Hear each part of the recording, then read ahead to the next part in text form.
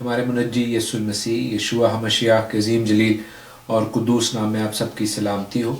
اپنے weekly Bible study programme کے ساتھ تورا پورشن کے ساتھ ہارون خان آپ کی خدمت میں حاضر ہے۔ ہم خدا ان کا شکر کرتے ہیں اس کے پاک کلام کے لیے، اور آج کے حوالہ جات آپ نوٹ کر لیجئے جو کہ خدا ان کے کلام میں سے ہیں، وہ میں آپ کو لکھوائے دیتا ہوں۔ احبار کی کتاب، جس کو عبرانی میں وائکرا کہتے ہیں، انگلش میں لیویٹیکس کہتے ہیں، اس کا 9واں باب پہلی آیت سے لے کے 11ویں باب کی 47ویں آیت تک، جو خدا ان کے کلام میں صحائف انبیاء ہیں، اس میں سے ہم دیکھیں گے دوسرا سیموئیل اس کا 6واں باب، اور مرکز کی انجیل میں سے اس کی پہلی 13 آیات۔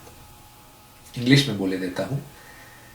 لیویٹیکس 9:1 سے لے کے 11:47 تک، پروفٹس میں سے سیموئیل، سیکنڈ سیموئیل اس کا چیپٹر 6، اور گاسپل آف مارک اور اس کا ورس 1 سے لے کے ورس 13 تک۔ جو چیز ان کو جوڑے ہوئے وہ ہے پاک اور ناپاک، kosher and non kosher, clean and unclean, اور اس کے حوالے سے ہم سیکھیں گے۔ سارے حوالہ جات کو ہم دیکھیں گے مختصراً، زیادہ تفصیل آپ کو پتہ ہے ہم مین ٹیکسٹ میں لیویٹیکس میں احبار میں جو ہے وہ ٹائم اپنا گزاریں گے۔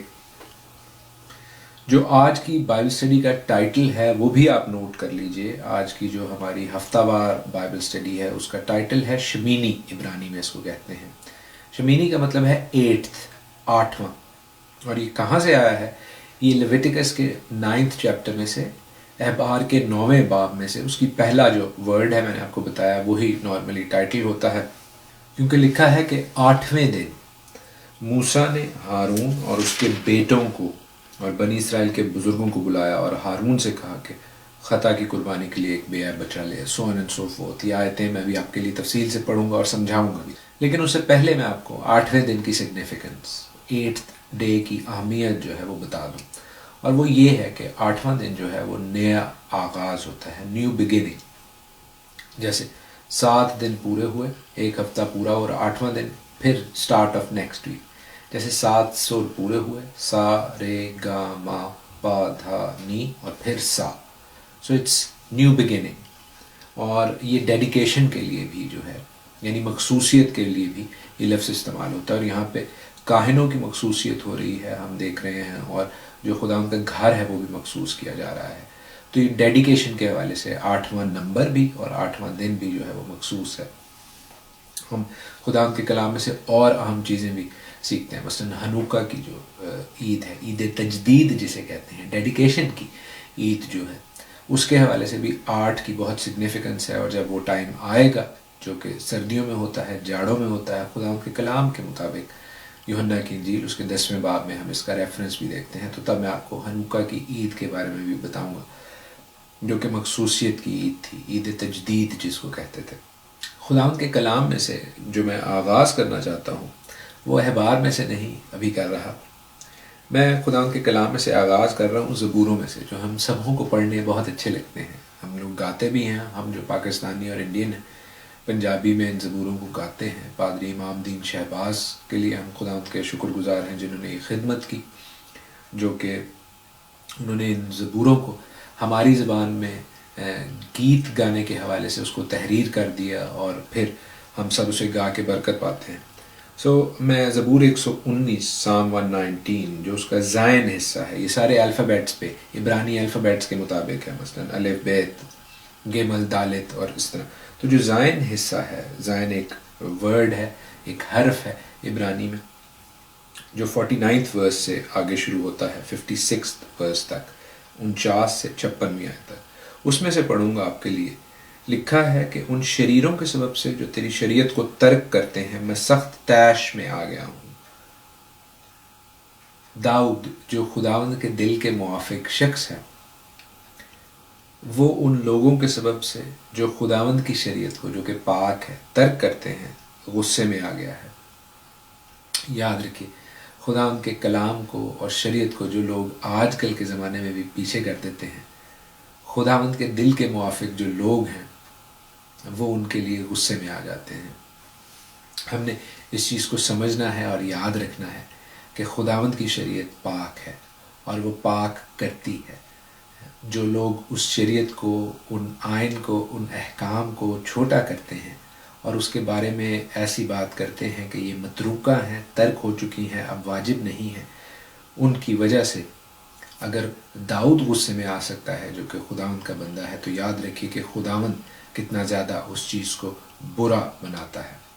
ہم اپنے تورہ پورشن کی طرف آتے ہیں اور 9ویں باب کی پہلی 5 آیات میں پڑھتا ہوں اور پھر آپ کو ان کا خوبصورت لنک جو ہے کلام میں سے بتاتا ہوں اور سکھاتا ہوں۔ لکھا ہے کہ 8ویں دن موسیٰ نے ہارون اور اس کے بیٹوں کو اور بنی اسرائیل کے بزرگوں کو بلایا اور ہارون سے کہا کہ خطا کی قربانی کے لیے ایک بے عیب بچڑا اور سوختنی قربانی کے لیے ایک بے عیب مینڈھا تو اپنے واسطے لے اور ان کو خداوند کے حضور گزران، اور بنی اسرائیل سے کہہ کہ تم خطا کی قربانی کے لیے ایک بکرا اور سوختنی قربانی کے لیے ایک بچڑا اور ایک برا جو یک سالہ اور بے عیب ہو لو، اور سلامتی کے ذبیحہ کے لیے خداوند کے حضور چڑھانے کے واسطے ایک بیل اور ایک مینڈھا اور تیل ملی ہوئی نذر کی قربانی بھی لو، کیونکہ آج خداوند تم پر ظاہر ہوگا۔ ان ساری چیزوں کو جس طرح میں نے پچھلی دفعہ آپ کو سمجھایا اور بتایا کہ ہمیں اس کنیکشن کو جوڑنا ہے، اس تعلق کو استوار کرنا ہے خداوند کے کلام سے، کہ ہمیں خداوند کا کلام بورنگ نہ لگے۔ اگر یہ کلام خدا کا ہے تو ہمیں خداوند کے ساتھ اپنے لنک کو جوڑنا ہے، کیونکہ ہم نے ایسے لا تعلق نہیں رہنا کہ ہمیں یہ کلام بورنگ لگے، ہمیں یہ کلام بے مقصد لگے، ہمیں یہ کلام صرف الفاظ لگے۔ ہم نے الفاظ کو سیکھنا ہے، خداوند سے قربت حاصل کرنی ہے۔ سب سے پہلے تو دیکھیں کہ ہارون سے کہا گیا ہے کہ خطا کی قربانی کے لیے ایک بے عیب بچڑا لے۔ پہلے اس کی خطا، کون سی خطا؟ انسان ہوتے ہوئے کئی خطائیں ہوتی ہیں، لیکن وہ سونے کا بچڑا بنانے کی خطا میں شامل تھا۔ اسے کیا حکم دیا ہے کہ ایک بے عیب بچڑا لے، ٹھیک۔ پھر کہا گیا ہے کہ سوختنی قربانی۔ سوختنی قربانی جب ہم نے یہ کتاب شروع کی لیویٹکس کی، میں نے آپ کو تفصیل سے بتایا کہ اس کو اولاح کہتے ہیں عبرانی میں، وہ خداوند کے لیے ہے، مخصوص قربانی ہے، اور قربانی کا مطلب یہ ہے کہ قربت حاصل کرنا، to get close to God. تو سوختنی قربانی کے لیے بے عیب مینڈھا لے، اور مینڈھا ہمیں کس کی قربانی کی یاد دلاتا ہے؟ اسحاق کی قربانی کی، کیونکہ جب اسحاق کی قربانی رکی تو جھاڑیوں میں کیا تھا؟ ایک مینڈھا تھا، خداوند نے جو مینڈھا فراہم کیا تھا۔ آمین۔ وہ خداوند سے قربت کا نشان۔ پھر تیسری آیت میں دیکھیے جہاں پر لکھا ہے کہ بنی اسرائیل سے کہہ کہ تم خطا کی قربانی کے لیے ایک بکرا۔ اب یہ بکرا کی کیا اہمیت ہے؟ بکرا کی یہ اہمیت ہے کہ بکرا جو ہے وہ اس وقت یوز ہوا جب یوسف کے بھائیوں نے کیا کیا تھا؟ یوسف کے بھائیوں نے یعقوب کو آ کے کہ جو ہے یوسف جو ہے وہ مارا گیا، انہوں نے اس کا کرتا جو ہے، اس کی جو بوک المون قبا تھی، اس کا جو لباس تھا، اس کو کس میں ڈپ کیا تھا؟ بکرے کے خون میں۔ وہ جو اسرائیل ہے، اسرائیل کو اسی بکرے کے خون میں سے جو ہے پھر ریلیٹ کیا گیا ہے۔ اور پھر آگے ہم دیکھتے ہیں کہ سوختنی قربانی کے لیے ایک بچڑا اور ایک برا جو یک سالہ اور بے عیب ہوں لے۔ برا ہمیں پھر جو ہے کس کی یاد دلاتا ہے؟ اس پاس اوور کی یاد دلاتا ہے، اس فسح کی یاد دلاتا ہے جس کی وجہ سے وہ مصر کی غلامی میں سے نکلے تھے۔ اور میرا اور آپ کا برا کون ہے؟ فسح کا برا کلام میں لکھا ہے خداوند یسوع المسیح ہے۔ انفیکٹ خداوند یسوع المسیح میں یہ تمام قربانیاں پوری ہوتی ہیں۔ آئی ہوپ کہ آپ کو ان قربانیوں کا، ان جانوروں کا انتخاب جو ہے اس کی کچھ سمجھ لگ گئی ہوگی۔ ہم اسی حوالے میں سے 9ویں باب میں سے 6 سے 8 آیت پڑھتے ہیں جہاں پر لکھا ہے کہ موسیٰ نے کہا یہ وہ کام ہے جس کی بابت خداوند نے حکم دیا ہے کہ تم اسے کرو اور خداوند کا جلال تم پر ظاہر ہوگا۔ ہم میں سے کتنے لوگ ہیں چاہتے ہیں کہ خداوند کی گلوری، خداوند کا جلال ہماری زندگیوں سے ظاہر ہو؟ تو یہاں پر وہ طریقہ لکھا ہوا ہے جس سے خداوند کا جلال ظاہر ہو سکتا ہے، اور وہ یہ ہے کہ موسیٰ نے ہارون سے کہا کہ مذبح کے نزدیک جا اور اپنی خطا کی قربانی اور اپنی سوختنی قربانی گزران، اور اپنے لیے اور قوم کے لیے کفارہ دے، اور جماعت کے چڑھاوے کو گزران اور ان کے لیے کفارہ دے جیسا خداوند نے حکم کیا ہے۔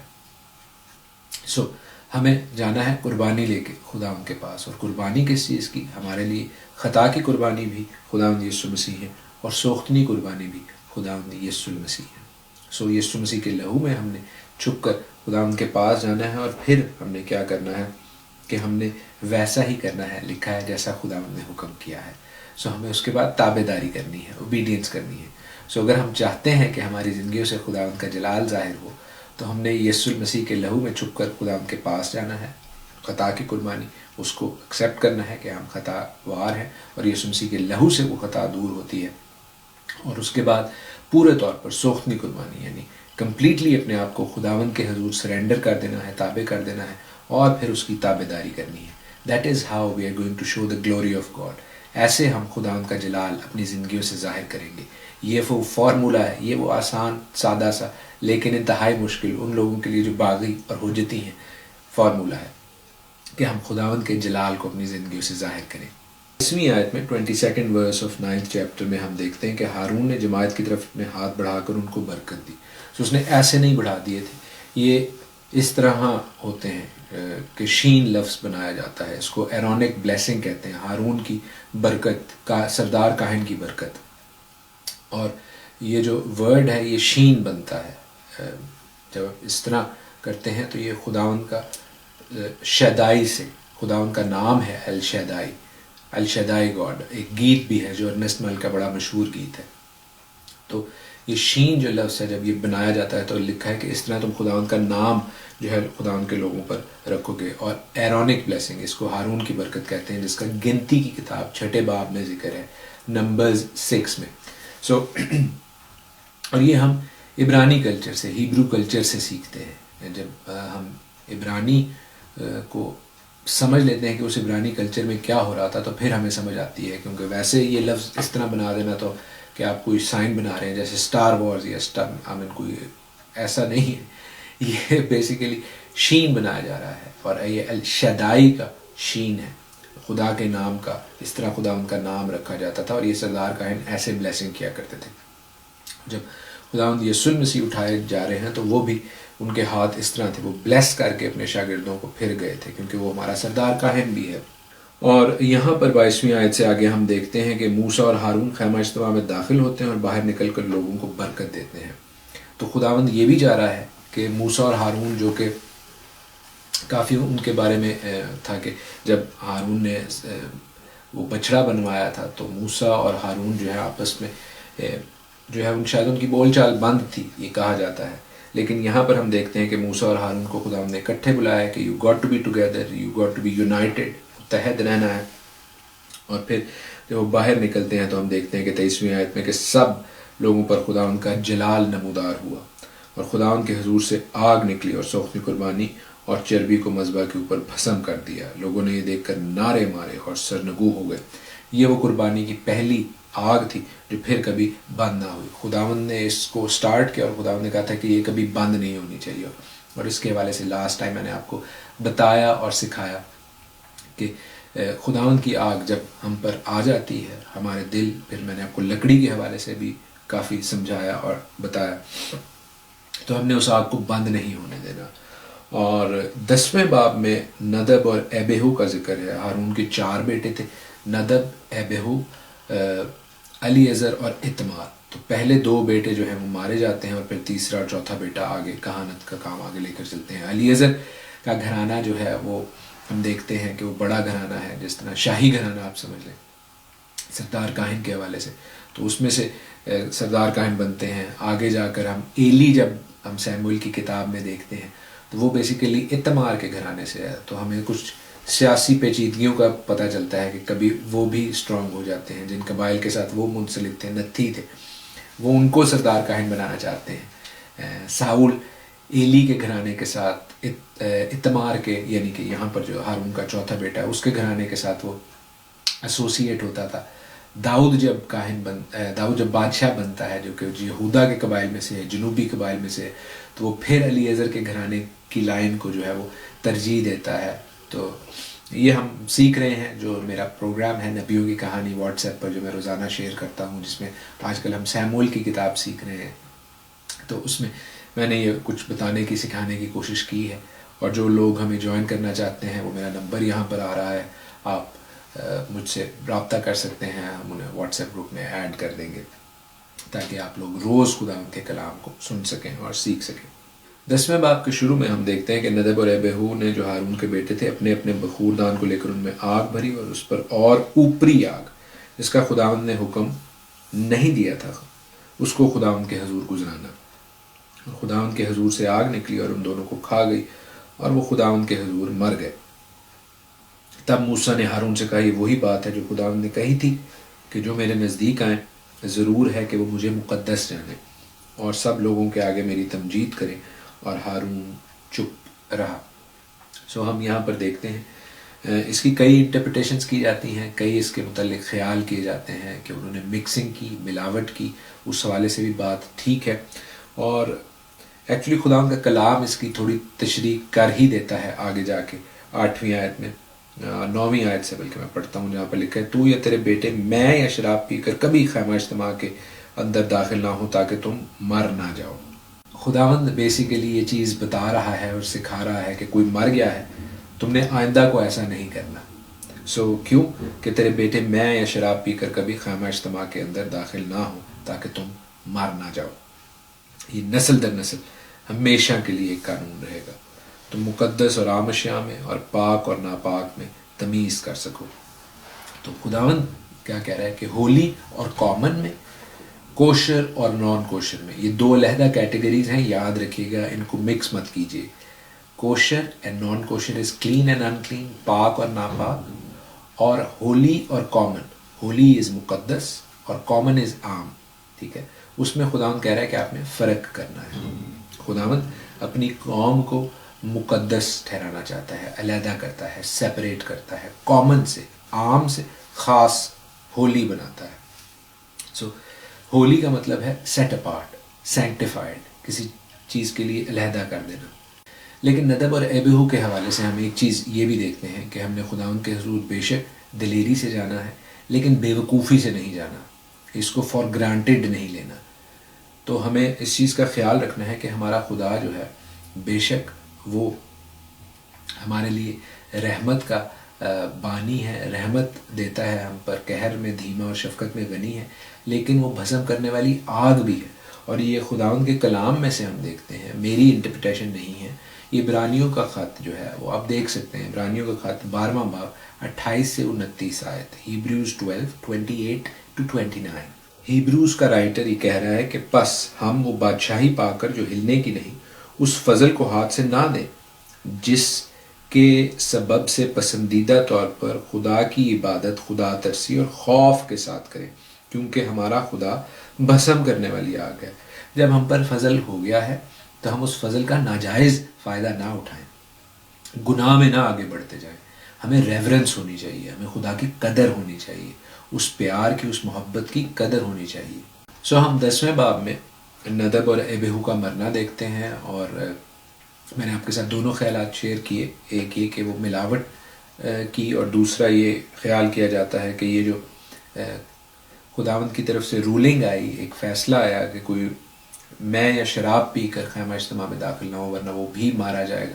دیٹ ایکچولی ٹیلز اس کہ انہوں نے ایسا کیا تھا کہ وہ میں یا شراب کے نشے میں جو ہے وہ خداوند کے حضور آئے تھے اور انہوں نے آگ گزرانی تھی، اور دیٹ ٹریجک ایکسیڈنٹ ہیپن۔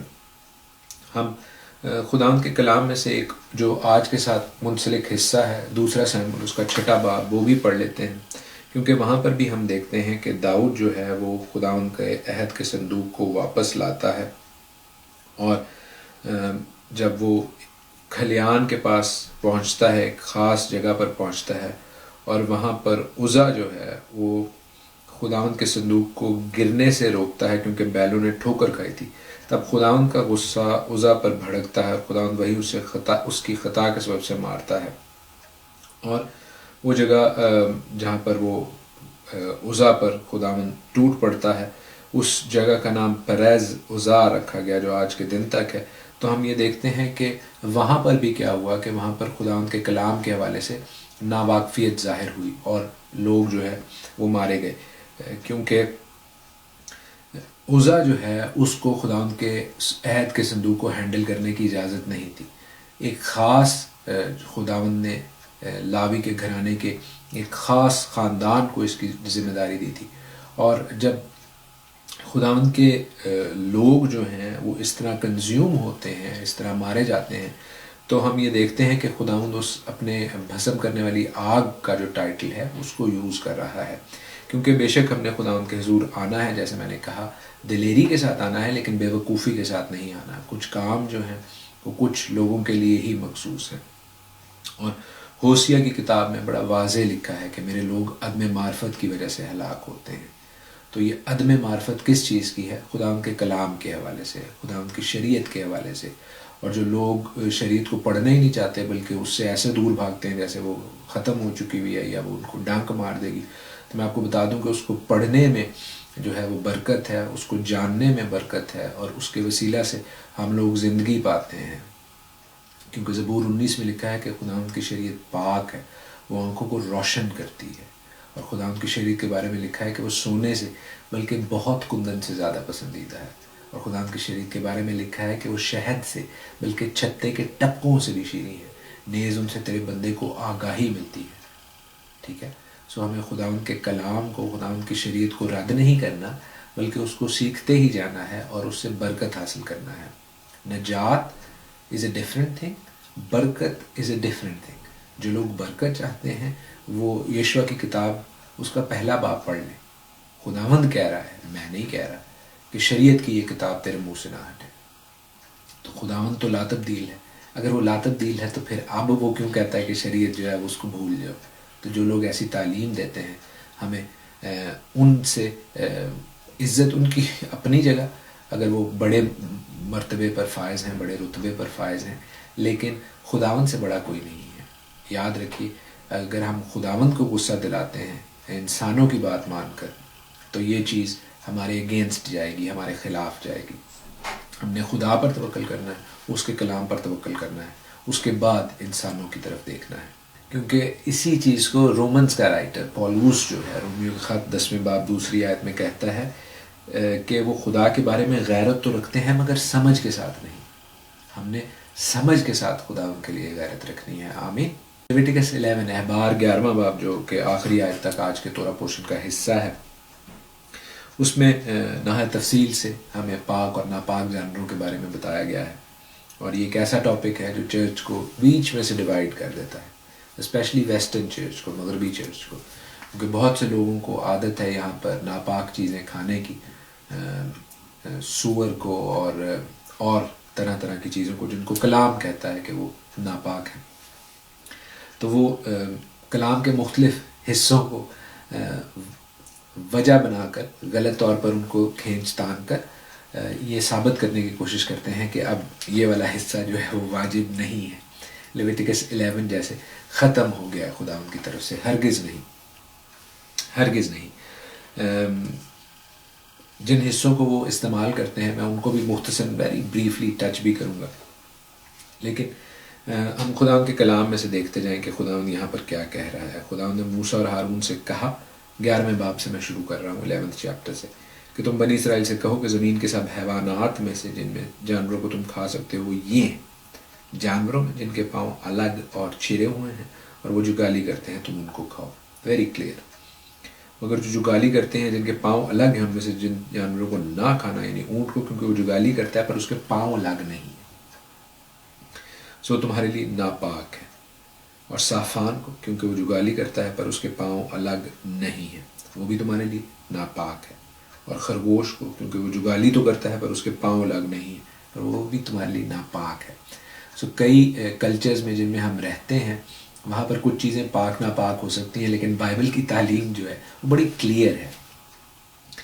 اب جو حوالہ استعمال اکثر کیا جاتا ہے وہ مرکز کا 7واں باب ہے، جو کہ آج کے تورا پورشن کے ساتھ منسلک ہے۔ میں اس کو پڑھے دیتا ہوں آپ کے لیے، اور پھر جو متی کے انجیل میں اس کے ساتھ حصہ ہے اس کو بھی آپ کے لیے پڑھوں گا، سکھانے اور سمجھانے کے حوالے سے۔ پھر ہم اعمال میں سے بھی پڑھیں گے، 10واں باب بڑا مشہور حوالہ ہے، اور اس کے بعد شاید میرے پاس ٹائم نہ ہو، لیکن اگر کسی کو کوئی اعتراض ہو تو وہ خداوند سے رابطہ کر سکتا ہے، کہ وہ خداوند نے بڑا کلیئر لکھ دیا ہوا ہے احبار کے 11ویں باب میں۔ جو جانور پانی میں رہتے ہیں ان کے حوالے سے بھی، مچھلیاں وغیرہ جو پرندے ہیں ان کے حوالے سے بھی، اٹس ویری ویری کلیئر۔ ایک چیز میں بتاتا چلوں، اور وہ یہ ہے کہ اگر کوئی کہے کہ وہ کوئی ناپاک جانور کھاتا ہے یا کھا چکا ہے غلطی سے تو کیا وہ اپنی نجات کھو بیٹھا ہے؟ نہیں، ہرگز وہ اپنی نجات نہیں کھو بیٹھا اور نہ وہ کھوئے گا. لیکن دس از آل اباؤٹ اوبیڈینس. آپ نے اپنے آپ کو علیحدہ کرنا ہے یا نہیں کرنا ہے. ہم نے اس چیز کو سیکھنا اور دیکھنا ہے کہ خداوند آپ کو علیحدہ کرنا چاہ رہا ہے. خداوند نے اسرائیل کو علیحدہ کیا اپنے قوانین کے حوالے سے. انفیکٹ ہم میں سے جو لوگ سبت مانتے ہیں، اسرائیلی نہیں چاہیں گے، جوش لوگ نہیں چاہیں گے کہ آپ سبت کو مانیں، کیونکہ کہیں گے یہ کیوں ہمارے ساتھ جڑ رہا ہے، ٹھیک ہے، یا پاک ناپاک کو، بلکہ وہ آپ کو ترغیب دیں گے کہ آپ ناپاک کھائیں، ٹھیک ہے، کیونکہ وہ اسٹیٹس حاصل کرنا چاہتے ہیں جو کہ تابع داری کا ہے، جو کہ خداوند کی بات ماننے کا ہے. This is all about being set apart. یہ خداوند کے لیے مخصوص ہونے والی بات ہے. تو جس نے نجات پا لی ہے اور وہ ناپاکی کرنا ہی چاہتا ہے تو وہ پھر عام لوگوں میں رہنا چاہتا ہے. وہ اپنا سٹیٹس جو ہے وہ مخصوص نہیں کرنا چاہتا. یہ چیز فرق ہے کہ آپ نے جب مقدس ہو جانا. یہ کتاب جو ہے پوری لیویٹیکس کی جو ہم سیکھ رہے ہیں، this is all about how to be holy, not how to have salvation. نجات پانے کے حوالے سے نہیں ہے، مخصوص ہونے کے حوالے سے ہے یہ کتاب، ٹھیک ہے. خداوند کے احکام کو مان کر آپ مخصوص ہوتے ہیں کہ ہم اس کے لوگ ہیں.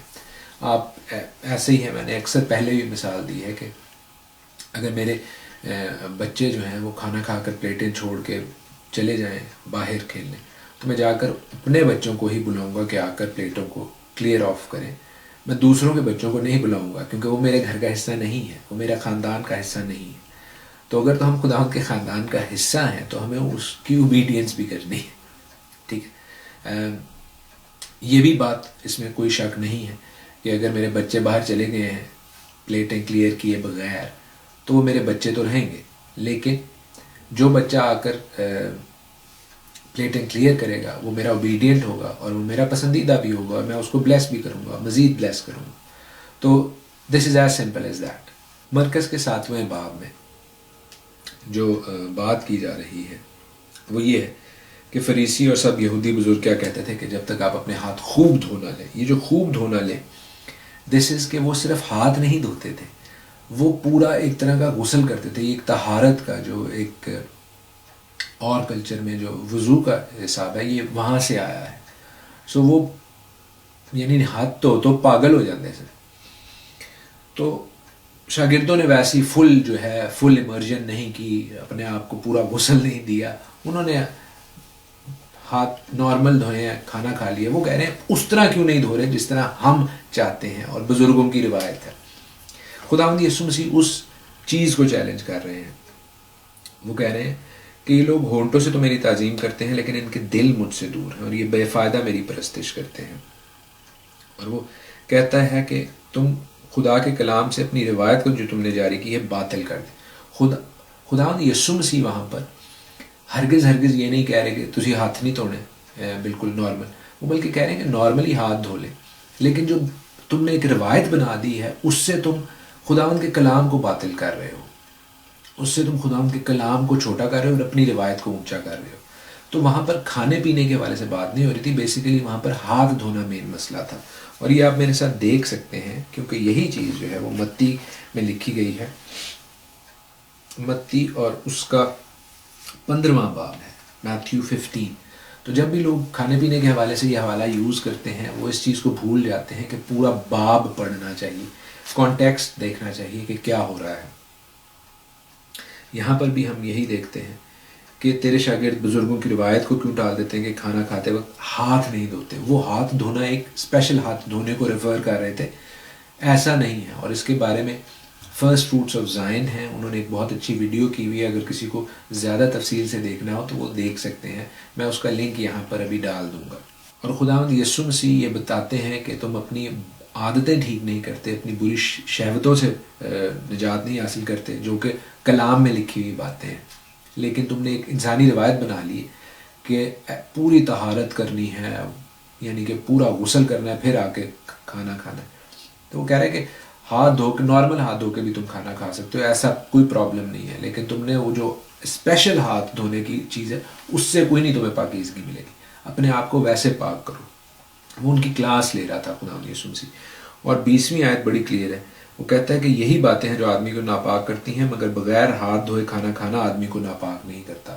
تو کانٹیکسٹ یہ نہیں ہو رہا کہ اس نے ہر چیز کو پاک قرار دے دیے کہ اب جو مرضی کھاتے جاؤ. کانٹیکسٹ جو ہے وہ اس تمام بات چیت کا جو فوکل پوائنٹ ہے وہ ہے کہ کھانا کھانے سے پہلے جو ہاتھ دھونے کا پروسیس تھا، جو کہ انسانی روایت تھی، خداوند یسوع مسیح نے اس کو چیلنج کیا. اس طرح دوسرا ایک حوالہ دیا جاتا ہے کہ جی اب خداوند نے کہا جو مرضی کھاؤ پیو، اور وہ ہے اعمال 10 باب.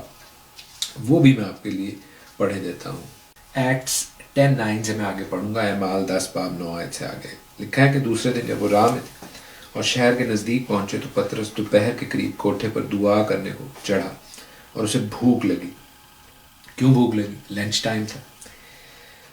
لیکن جب لوگ تیار کر رہے تھے تو اس پر بے خودی چھا گئی، یعنی وہ خواب دیکھ رہا ہے. اور اس نے دیکھا کہ آسمان کھل گیا اور ایک چیز بڑی چادر کی مانند چاروں کونوں سے لٹکتی ہوئی زمین کی طرف اتر رہی ہے، جس میں زمین کے سب قسم کے چوپائے، کیڑے مکوڑے اور ہوا کے پرندے ہیں. اور اسے ایک آواز آئی کہ پطرس اٹھ، ذبح کر اور کھا. مگر پطرس نے کہا خداوند ہرگز نہیں، کیونکہ میں نے کبھی کوئی حرام یا ناپاک چیز نہیں کھائی. اب جو لفظ حرام یوز ہو رہا ہے دیٹ از کامن، اور ناپاک جو ہے وہ ہے ان کلین، یعنی کہ جو بالکل ہی ان کلین ہے احبار 11 کے مطابق. حرام جو ہے وہ ہے کامن چیز، یعنی کہ وہ پاک ہو سکتی ہے، ٹھیک ہے وہ، لیکن حرام کیوں؟ کیونکہ وہ غیر معبودوں کے لیے چڑھائی گئی ہے، ٹھیک ہے. تو خداوند اس کو دونوں چیزوں کے لیے وہ پطرس کہہ رہا ہے کہ نہ میں نے حرام کھائی ہے کوئی کامن چیز جو کہ عام چیز ہے، ٹھیک ہے، اور نہ ہی میں نے کوئی ان کلین چیز، ناپاک چیز. عبرانی میں جو کامن ہے یہ کوئنوس ہے، سوری عبرانی نہیں، گریک، کیونکہ یہ میں لکھا گیا ہے پہلے تو میں آپ کو اسی کا بتا دوں. اور ان کلین جو ہے، جو ناپاک کے لیے ورڈ یوز ہوا ہے وہ ہے اکاتھارتوس. ہو سکتا ہے میں صحیح پروناؤنس نہ کر رہا ہوں، لیکن خداوند نے یہ چیز اس کو پھر دکھائی. سیکنڈ ٹائم ہوتا ہے اور خداوند کہتا ہے کہ جس چیز کو میں نے پاک ٹھہرایا ہے تو ان کو حرام نہ کہ. خداوند کوشر اور نان کوشر، پاک اور ناپاک کے اوپر وہ بات نہیں کر رہا، ٹھیک ہے، وہ بات کر رہا ہے اس کے لیے جو کامن چیز ہے، جو عام لوگ ہیں. عام اور لوگوں کے متعلق کیوں کہہ رہا ہے؟ کیونکہ میں بھی آپ کو بتاتا ہوں. کیونکہ 16ویں آیت میں لکھا ہے کہ 3 بار ایسا ہی ہوا اور وہ فلف اور وہ چیز آسمان پر اٹھا لی گئی. اب ہم یہاں پر دیکھتے ہیں کہ اس نے نہ تو یہ کوئی چیز اس میں سے کھائی ہے اور نہ ہی کوئی چیز اس نے ذبح کر کے اپنے لیے کنزیوم کی ہے. لیکن لوگوں کے لیے کیوں کر رہے ہیں؟ کیونکہ ہم دیکھتے ہیں کہ جو 3 دفعہ دکھائی گئی ہے چیز، تو یہاں پر کتنے لوگ آتے ہیں اس کو لینے کے لیے. 19ویں آیت میں لکھا ہے کہ جب پطرس اس رویا کو سوچ رہا تھا تو روح نے اس سے کہا دیکھ 3 آدمی تجھے پوچھ رہے ہیں. 3 آدمیوں کا ذکر ہے. اور جو دوسرے معبودوں کو ماننے والے لوگ تھے ان کو یہ لوگ حرام ہی سمجھتے تھے. تو پطرس کو کہا ہے کہ ان کے ساتھ چلا جا، کورنیلیس کی طرف چلا جا، جو کہ غیر قوموں والا تھا. غیر قوم والوں کو یہ حرام لوگ سمجھتے تھے، کامن پیپل، مخصوص نہیں تھے، ٹھیک ہے. So that is the difference. خداوند جو ہے وہ ناپاک چیزوں کو کھانے کا نہیں کہہ رہا، لیکن ان لوگوں کو جن کو عام ہم سمجھتے ہیں، ہم جو شاہی کاہنوں کا فرقہ ہے، جس طرح اسرائیل اپنے آپ کو کاہنوں کا ایک خاص مملکت سمجھتے تھے خروج 20 کے مطابق، اور ہم اپنے آپ کو پطرس کے خط کے مطابق شاہی کاہنوں کا فرقہ سمجھتے ہیں. خداوند کہہ رہا ہے کہ ان لوگوں کے پاس چلا جا، ان عام لوگوں کے پاس چلا جا جو شاید غیر معبودوں کو مانتے ہیں، کیونکہ تجھے خداوند یسوع مسیح کی خوشخبری، گڈ نیوز، گواہی ان کو دینی ضرور ہے. آمین. تو یہ خوراک کے بارے میں بات نہیں ہو رہی، یہ لوگوں کے بارے میں بات ہو رہی ہے. اور متی میں اور مرکز میں خوراک کے بارے میں بات نہیں ہو رہی، ہاتھ دھونے کے بارے میں بات ہو رہی ہے. آئی ایم شیور کہ یہ بات اب آپ کو کلیئر ہے. یہی ورڈ جو ہے کوئنوس یا کامن، عام، ہم دیکھتے ہیں پھر رومنز 14 میں، رومیو 14 باب 14 آیت میں، جہاں پر لکھا ہے کہ مجھے معلوم ہے بلکہ خداوند مسیح یسوع میں مجھے یقین ہے کہ کوئی چیز بذات حرام نہیں. حرام سے مراد یہاں پر کامن ہے، عام، لیکن جو اس کو حرام سمجھتا ہے اس کے لیے حرام ہے، اس کے لیے کامن ہے. سو یہاں پر بھی ورڈ کوئنوس یوز ہو رہا ہے، and it is clean food but offered to other idols. سو آج ہم نے خداوند کے کلام میں سے جو اہم باتیں سیکھیں وہ مخصوصیت کے حوالے سے تھی. ہیکل کی بھی مخصوصیت ہوئی ہے، ہارون کے بیٹوں کی مخصوصیت ہوئی، ندب اور ایبہو کے حوالے سے ہم نے بات چیت کی، جو مقدس اور عام اشیاء کا فرق ہے، پاک اور ناپاک کا فرق ہے، وہ ہم نے سیکھا اور دیکھا. اور جو بات، جو سوچ میں آپ کو دے کے اس پروگرام کو ختم کرنا چاہ رہا ہوں وہ یہ ہے کہ ہم میں سے ہر کوئی جو ہے وہ چاہتا ہے کہ ہر وقت جو ہے خداوند کی آگ جو ہے، خداوند کی جو سرگرمی ہے، جو جوش ہے، وہ ہماری زندگیوں میں رہے. لیکن اس کے لیے ہمیں اس آگ کو جو خداوند کی طرف سے نازل ہوئی، یہاں پر نازل ہوئی ہم نے دیکھی 9ویں باب میں، اور پھر ہم اعمال میں دیکھتے ہیں 2 باب میں وہ آگ نازل ہوئی پاک روح کی، اس کو ہم نے آگے کنٹینیو رکھنا ہے. وہ ایکسپیرینس ہر وقت نہیں ہو سکتا، ہمیں کوئی ہر وقت جو ہے نا کوئی زبردست قسم کے ریزل ڈیزل کی ضرورت نہیں ہے. یہاں پر جو آگ نازل ہوئی اس کو ہر روز مینٹین کرنے کے لیے راکھ کو کلیئر کیا جاتا تھا. کاہن اپنے کپڑے پہلے یہاں پر آ کے بدلتے تھے، راکھ اٹھائی باہر جانے سے پہلے، پھر کپڑے بدلے، پھر کلیئر آف کیا.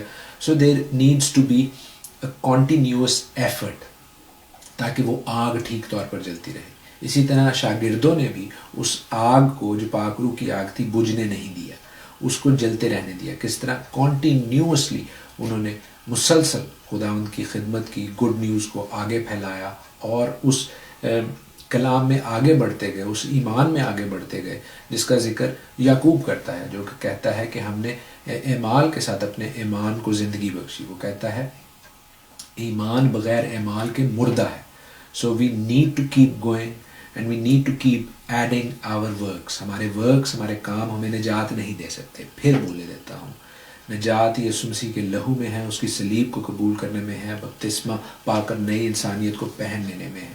لیکن پھر ہم نے اس آگ کو، اس برکت کو ہم نے کیری آن کرنا ہے کہ ہم خداوند کی تابع داری کریں، اوبیڈینس کریں. خداوند آپ کو اپنے کلام کے وسیلے سے، بڑے نام کے وسیلے سے برکت بخشے. God bless you all.